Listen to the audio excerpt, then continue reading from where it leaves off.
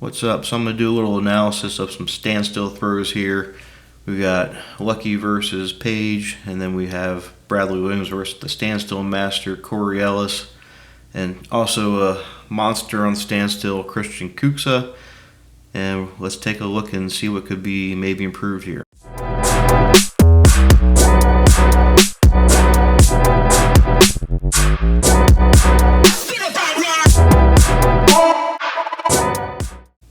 So we're going to start with the ladies here. We got Lykke on the left and Paige on the right.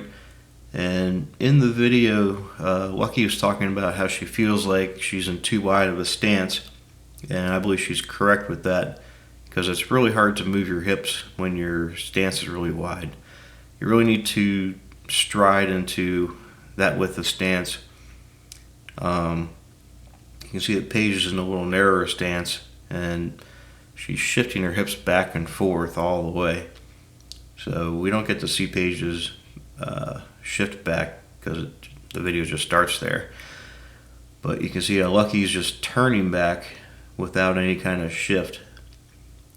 But Paige is turning her butt to the target while she's moving it to the target. And now on the forward swing, you can see how her hips are forward to catch her upper body, while Lykke's upper body is just going over top of the front leg and hip. So everything's kind of going downward versus upward a bit. And then you can see the difference in the finish, where Paige is nice and balanced in the front leg, and Lykke's rear foot kind of spins out backward, where you never see Paige's rear foot go backwards at all. So all that energy is going forward and not back, or just staying centered. So now we're going to look at Bradley on the left versus Corey on the right, and we're going to see a very similar thing going on, where it's just Bradley's just rotating centered and not really shifting.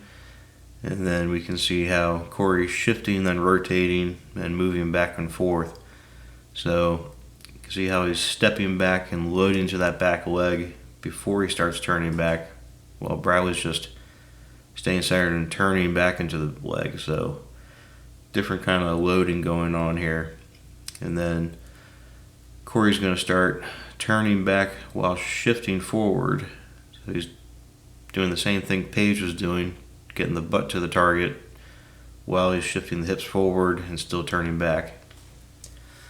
And then going forward, you can see how Bradley's back foot spins out or squishes the bug, while Corey's moves forward, and then he finishes staying up on the front leg. Nice and balanced, easy pivot. So there's actually a lot more rotation going on there in Corey at the end there, so it's a lot safer on the body. You get more space to follow through. Now, if we look at Kristian Kuoksa on the right over here, we're going to see the same thing going on, where he's really shifting his hips back and forth and finishing on that front leg. So there's no staying on the back leg or spinning the back leg out. So a little bonus here, I put myself up with Corey Ellis. This goes back a decade now, from 2014. But we're going to see a very similar motion pattern where I'm shifting back and forth. You can see how we're both finishing on that front leg the same. Here's the backswing start. So there I'm shifting and Corey's going to shift back. Now we're rotating back while shifting forward. Corey's just doing it a lot faster. I'm a little slower with the pendulum backswing.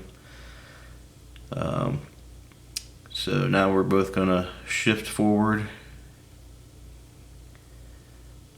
and throw on the front leg. So some good drills to work on this would be a reverse stride drill, so you can start wide and move into a more narrow stance. One leg drill is good, elephant walk. So hopefully those will help, and good luck.